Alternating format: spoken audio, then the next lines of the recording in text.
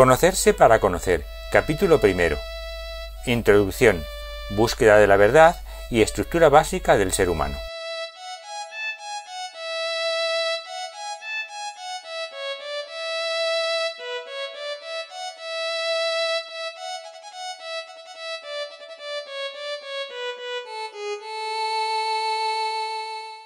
El motivo del presente cursillo, Conocerse para conocer, es hacernos conscientes de lo que verdaderamente somos cada uno de nosotros y de cómo nos manifestamos entre nosotros y en el mundo, para así conseguir ser auténticamente libres en nuestras decisiones y poder tomar las riendas de nuestra vida, sabiendo de dónde venimos y hacia dónde queremos ir. A la par de que, como todos estamos hechos de la misma sustancia, podremos simultáneamente extrapolar lo encontrado para cada uno al común de todos y del mundo, empezando siempre por los más próximos, circunstancia que permite a cada uno conocer lo de todos y todo lo que le rodea. Pero para lograr esto de una forma satisfactoria, lo primero que tendremos que hacer es despojarnos de todas esas ideas preconcebidas que puedan alterar o confundir la comunicación, al llenar las palabras de contenidos que no son los que yo, el que habla, pretende transmitir. Así que ante la duda siempre acudir al diccionario, al lenguaje más común y sencillo. Por eso rogaría que para escuchar estas charlas nos situáramos ante ellas como si fuéramos niños que no tienen planteamientos previos sobre nada, y que todo lo escuchan con la novedad de la primera vez, con verdadero deseo de empaparse de todo. Por eso comenzaremos refiriéndonos a cosas o asuntos muy sencillos y obvios, pero que tienen la misión de sentar unas sólidas bases sobre las que poder construir. No despreciemos esa sencillez, porque corremos el riesgo de que se nos caiga la casa entera. Y para ello vamos a fijarnos en cómo, en el mundo actual, el hombre, el ser humano, se ha colocado como medida de todas las cosas, ya que piensa que todas las cosas han de situarse a su altura, a su nivel, para que puedan caberle en la cabeza, en su capacidad de comprensión. Pues aceptando este reto, partiendo de aquí, vamos a iniciar nuestro maravilloso viaje como apasionante aventura a las profundidades del ser humano y de la creación de Dios. Luego, si para poder entenderlo todo, el hombre, el ser humano, cada persona, debe ponerse como medida de su realidad, la verdad de las cosas ha de ser asequible a tal unidad de medida, para ser comprensible por cada uno y por todos.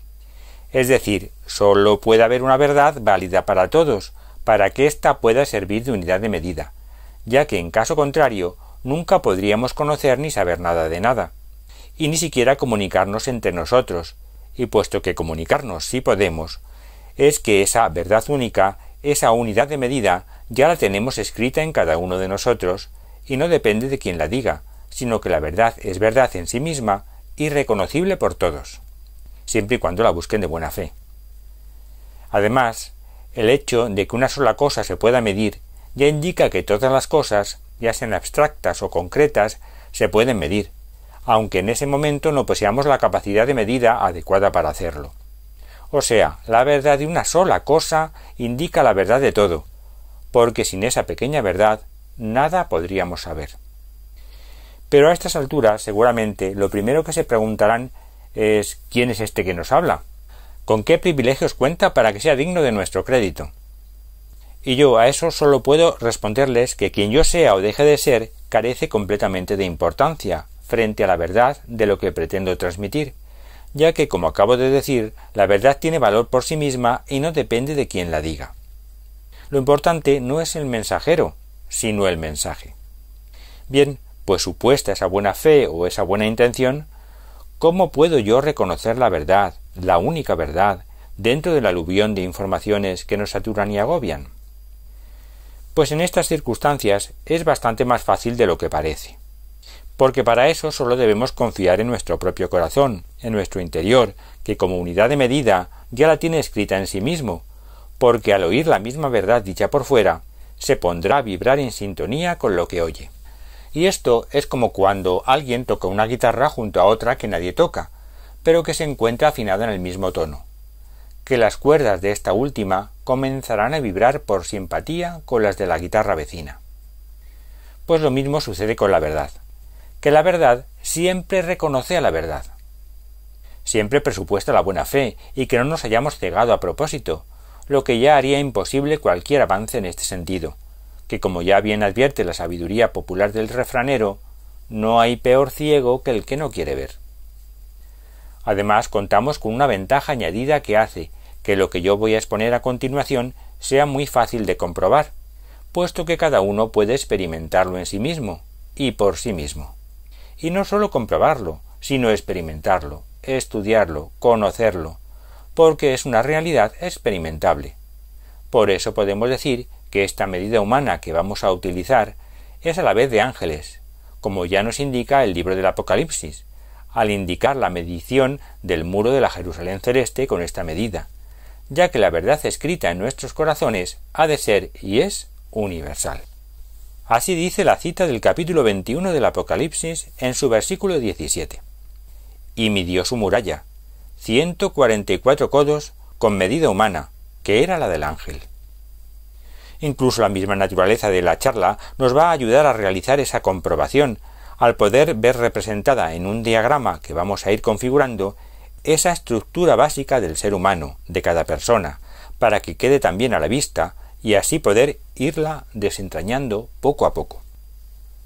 Lo primero que cualquier persona hace al aparecer en este mundo es aprender a diferenciar lo que ella es o está a su alcance o le pertenece y lo que no.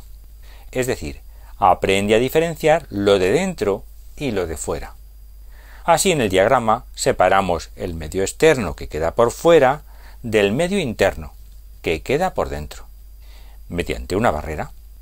Así nuestro mundo, nuestro territorio, nuestro ambiente, todo lo que está sujeto a nuestro control, queda por dentro de esa barrera, de esa atmósfera protectora, que en el diagrama aparece representada como la circunferencia que delimita un amplio círculo dentro de esta superficie que hemos denominado medio externo. ¿Dónde se encuentra esta barrera o qué consideramos que es nuestra barrera con el mundo ajeno? Pues lo mismo que el planeta Tierra tiene una atmósfera que actúa de barrera frente a lo de fuera, nuestra atmósfera es el ámbito de actuación o movimiento de nuestro cuerpo, a donde llegan nuestros brazos o nuestros pies. ¿Y qué está delimitando esta barrera? Nuestro propio cuerpo. Luego, dentro de esta línea, lo primero que nos encontramos es el cuerpo. Pero este cuerpo no es del todo ajeno al medio externo, sino que interactúa con él, recibiendo y enviando información. A esta interactuación la vamos a representar con dos flechitas, una en cada sentido. La flecha que se introduce en el cuerpo representa lo que nos llega a través de los sentidos. No tenemos otra manera de recibir información del medio externo que a través de los sentidos. Y es por eso por lo que dicha información está condicionada por ellos. Aquello de lo que nuestros sentidos no nos informen, no lo sabremos. Quien esté ciego y no pueda ver la luz, aunque reciba información complementaria de los otros sentidos que le indiquen la presencia de la misma, nunca podrá ver la luz tal como la percibe quien sí puede ver, por mucho que quiera. O si el receptor encargado de tal sentido está dañado y no transmite la información de forma fidedigna, nuestra percepción también se verá alterada en la misma proporción. Es por eso que la sabiduría popular nos advierte de que todo es según el color del cristal con que se mira. O sea que según sean nuestros sentidos, así será nuestra visión de la realidad. Esto es importante tenerlo en cuenta para tomarlo de ejemplo en otras circunstancias que mencionaremos más adelante. De la misma forma, la flecha que sale del cuerpo hacia el medio externo representa la información que sale de nuestro cuerpo hacia afuera. Y esa información, ¿cómo la emitimos? Pues a través de lo que se puede llamar nuestra expresividad. Expresividad que engloba tanto el habla como los gestos y la expresión corporal, y nuestras actitudes vitales, nuestras obras. En definitiva, toda nuestra vida. Es decir, la persona se expresa a través de todo lo que dice o hace, ya sea consciente o inconscientemente.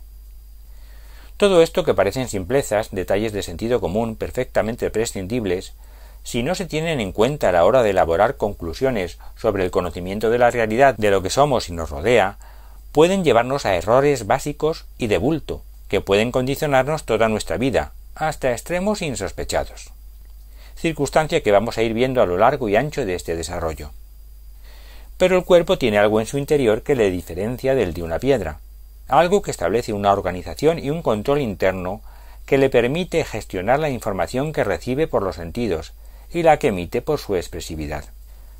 Algo que manifiesta y administra la vida de ese cuerpo, pero que, por fuerza, debe ser diferente a él para poder distinguir funciones, siguiendo el mismo criterio que hemos hecho antes al establecer una separación con el medio externo.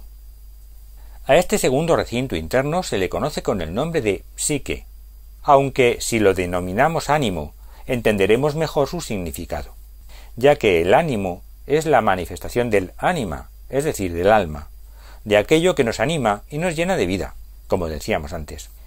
Esto, que lo representamos como un círculo interior, de mayor intimidad, lo podríamos comparar a la situación que tiene la placa base de un ordenador, el procesador, en relación a todos sus periféricos, la impresora, el escáner, la pantalla, la tarjeta de sonido, etcétera, etcétera, a los que controla y organiza, como lo puede hacer un gestor o administrador general con una empresa, con el fin de que ésta funcione adecuadamente.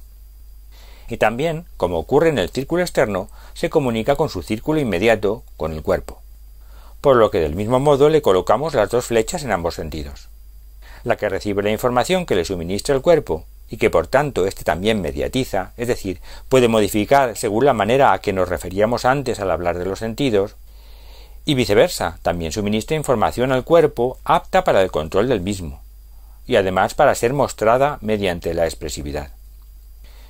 Es por eso por lo que si la expresividad no es adecuada, la información que viene de la psique, del ánimo, puede verse alterada, y por ende recibirse modificada en el medio externo, ya que además todo ha de traducirse al único lenguaje que permite el funcionamiento de este círculo interior, al lenguaje anímico, psicológico, y viceversa, para poder manifestar una respuesta corporal mediante la expresividad hacia el medio externo. El lenguaje del cuerpo es fundamentalmente físico, mientras que el lenguaje interior de la psique es anímico. Entonces, ha de traducirse. Y es por eso por lo que en toda transmisión de información hay que tener en cuenta al emisor, al medio y al receptor, porque en todos estos pasos puede verse modificada dicha información, y máxime si hay muchos pasos de intermediación. Circunstancia que es muy importante a la hora de valorar la información que recibimos, ya que en base a ella elaboraremos una serie de determinaciones que pueden condicionar toda nuestra vida. Pero además, el hombre posee una peculiaridad que le diferencia de todos los animales, y es que es capaz de reconocerse a sí mismo como ser independiente, con personalidad propia y con voluntad propia, que le permite decidir sobre sus actitudes y su vida, con independencia de los condicionantes del medio externo. Esto necesariamente supone la existencia de un tercer recinto, aún más interno, que administra y controla todo lo demás, y que, como dijimos en los casos anteriores, debe de ser distinto de los otros, para poder ejercer su función organizativa general. Algo así como, siguiendo el ejemplo anterior del ordenador, el hombre que gestiona el trabajo del procesador, que a su vez administra las tareas de los periféricos. Y todo esto para poner en evidencia este tercer círculo aún más interno del diagrama al que llamamos espíritu, y donde se alberga la voluntad, el soy yo de la persona. ¿Y a qué nos referimos al decir espíritu? A ese hálito de vida que permite a la persona ser quien es, cobrar conciencia de sí misma y de su vida y decidir.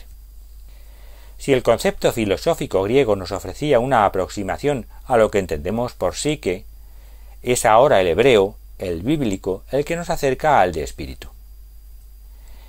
Y claro, como es de necesidad, también este círculo interno interactúa con la psique, con el ánimo, por lo que le colocamos sus flechas correspondientes, la de salida y la de entrada. La voluntad informa a la psique de sus decisiones para que ésta actúe sobre el cuerpo y su expresividad, a la par que la psique informa a la voluntad de toda la situación de su medio interno y externo.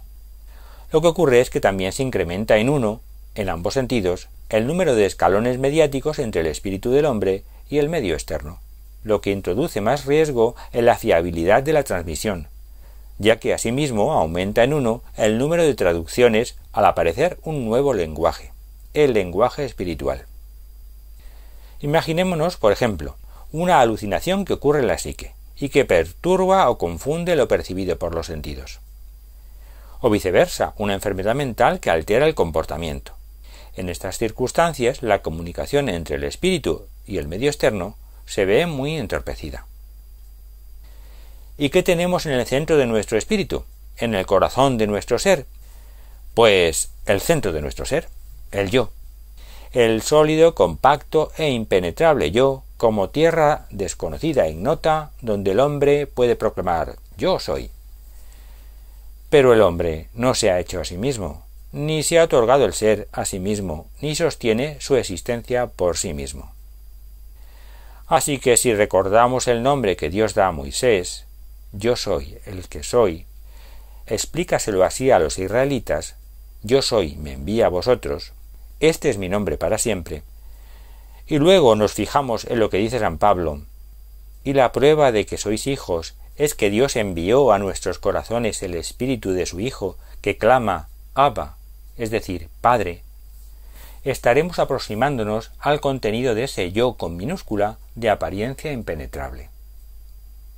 Solo hay que romper la cáscara de ese huevo, de ese yo aparentemente sólido, de ese egoísmo que nos distrae, para encontrarnos con el auténtico Rey del corazón de nuestro ser, el Espíritu Santo, Dios, yo soy. Ese es el contenido de nuestro cuarto círculo interno, el garante de nuestra propia libertad. Y como Dios es uno, cuando se accede aquí, se está accediendo simultáneamente al centro del ser de cada hombre, siempre entendido en el sentido epiceno del término, es decir, indistintamente hombre y mujer, ser humano. Por lo que yo a este acceso le llamo, con un poco de guasa, el Internet del espíritu, porque esa expresión, me parece a mí, permite entender más gráficamente lo que es la comunión de los santos. Pero enseguida surge la pregunta, ¿pero cómo se accede ahí? ¿Qué hay que hacer? Pues aquí no todo depende de nosotros, puesto que nuestra voluntad está por fuera de este cuarto círculo. Dios es el que siempre da el primer paso para establecer las flechas en ambas direcciones. Pero aunque no podamos acceder por nuestro solo esfuerzo, sí podemos preparar el terreno de nuestro espíritu y facilitar la comunicación, como dice el libro del Apocalipsis. Mira que estoy llamando a la puerta. Si alguno oye mi voz y abre la puerta, entraré en su casa y cenaré con él y él conmigo. Qué bien se entiende esta lectura vista desde aquí, contemplando el diagrama. ¿Y cómo facilitamos el terreno? Pues comunicándonos con aquel centro de nuestra vida a través de la oración. Y oración perseverante para mostrar nuestro interés, pero sabiendo que orar es hablar con Dios, hacerle partícipe de toda nuestra vida y no otras cosas que nos venden como tal, y simultáneamente manteniendo abierta la puerta a través de la humildad que reconoce lo que somos y de dónde nos viene, frente a aquel que nos lo da. Porque la humildad es la única forma de romper esa cáscara que nos separa del Señor de nuestro ser, y Señor de todo lo creado. La humildad es, pues, esa puerta maravillosa, la puerta de la verdad a la que llama el Señor para que abramos. Reparemos que tanto la oración como la humildad residen en el soy yo de la persona, en la intimidad de su ser, no en su ánimo o en su psique. Es decir, la persona ora con su ser, no con su boca, aunque la boca exprese lo que hace su ser. ¿Y qué es lo que nos llega desde ese cuarto círculo interior? Pues los dones y las gracias que Dios nos concede, como un río en crecida. Quien no facilita el terreno, nunca mira hacia su interior, y no puede descubrir de dónde le brota ese río de gracias de que disfruta. Y es por eso que Dios es del todo invisible para esa persona. Recordemos aquí la bienaventuranza que dice: «Dichosos los limpios de corazón, porque ellos verán a Dios». Fijémonos ahora en que ha aumentado el número de círculos concéntricos, que tiene que atravesar una información que parte del círculo más interno para llegar al medio externo, por lo que cuanto mejor funcione el flujo de flechas, más podremos transparentar a Dios en el medio externo. Y viceversa, cuanto mejor funcione el flujo hacia el interior, mejor podremos modificar verdaderamente el medio externo a través de nuestra oración y el Internet del Espíritu. Como podemos comprobar en el diagrama, sólo podemos transmitir verdaderamente a Dios a través de lo que somos y no de lo que parecemos. y viceversa, sólo podemos acceder verdaderamente a la comunión de los santos a través de lo que verdaderamente somos y no de lo que pretendemos ser. Porque no nos olvidemos, todas las personas responden a esta estructura, y un mensaje que parte de nuestro espíritu debe atravesar todos nuestros círculos externos, el medio externo con todos sus condicionantes y los círculos externos de la otra persona para poder llegar hasta su espíritu. Y todo ello sin sufrir alteraciones para que la comunicación sea correcta. Harto difícil. Por eso es más corto y fiable el camino de la oración, aunque por coherencia interna debe enviarse el mensaje en ambos sentidos. También podemos dividir esta estructura de 4 círculos concéntricos del hombre en 2, si utilizamos un criterio de permanencia. Los 2 más externos constituirían el estar de la persona, ya que son mudables, y más mudables cuanto más externos, mientras que los 2 internos integrarían el ser de la misma, sus cimientos, y más sólidos cuanto más internos. El término clásico alma englobaría, además del ser de la persona, la parte menos mudable de la psique o ánimo. Bien, pues si todo esto funciona con normalidad y los flujos son equilibrados, diremos que nos encontramos en equilibrio, en armonía, en paz, en definitiva, con salud. Lo que dicho según la terminología de San Ignacio es la consolación. Es decir, al estar todo en equilibrio, la persona se encuentra en consolación. Pero ¿qué ocurre si en lugar de equilibrio y armonía hay desequilibrio y en lugar de paz, tribulación? Pues que nos encontramos ante una enfermedad o ante un mal en sentido genérico, o lo que San Ignacio denomina desolación, al mirarlo desde el punto de vista del discernimiento. Pero esto ya lo dejaremos para comentarlo en la siguiente charla. Muchas gracias.